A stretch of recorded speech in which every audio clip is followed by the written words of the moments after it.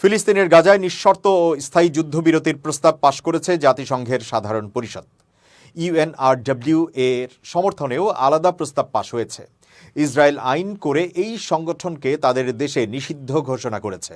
সাধারণ পরিষদে পাশ হওয়া এই প্রস্তাবে বলা হয়েছে, গাজা ভূখণ্ডে অবিলম্বে নিঃশর্তে স্থায়ী যুদ্ধবিরতি ঘোষণা করতে হবে। কর্মকর্তাদের মতে, গত 1 বছরের বেশি সময় ধরে চলা এই যুদ্ধের ফলে গাজায় 44,000 মানুষ নিহত হয়েছেন। বুধবার এই ভোটাভুটিতে প্রস্তাবের পক্ষে ভোট দেয় 158টি দেশ, বিপক্ষে ভোট পড়ে 9টি, আর 13টি দেশ ভোটদান থেকে বিরত ছিল। প্রস্তাবে বলা হয়েছে, অবিলম্বে নিঃশর্তে স্থায়ী যুদ্ধবিরতি ঘোষণা করতে হবে, বন্দীদের নিঃশর্তে মুক্তি দিতে হবে। এদিন সাধারণ পরিষদে আরেকটি প্রস্তাব অনুমোদিত হয়। সেখানে ফিলিস্তিনি উদ্বাস্তুদের নিয়ে জাতিসংঘের সংগঠন ইউএনআরডব্লিউএ নিয়ে এই প্রস্তাবের পক্ষে 159টি দেশ ভোট দেয়। ইসরায়েল, যুক্তরাষ্ট্র সহ 7টি দেশ এর বিরুদ্ধে ভোট দেয়। 11টি দেশ ভোটদান থেকে বিরত থাকে।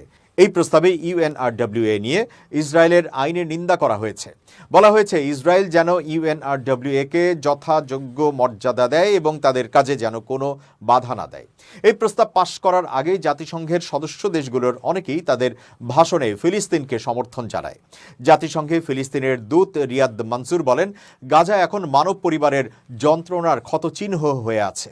স্লোভেনিয়ার দূত বলছেন, গাজা আর নেই, তা ধ্বংস করা হয়েছে। আলজেরিয়ার ডেপুটি অ্যাম্বাসেডর বলেছেন, ফিলিস্তিনের দুরবস্থা নিয়ে চুপ করে থাকার জন্য বড় মূল্য দিতে হবে।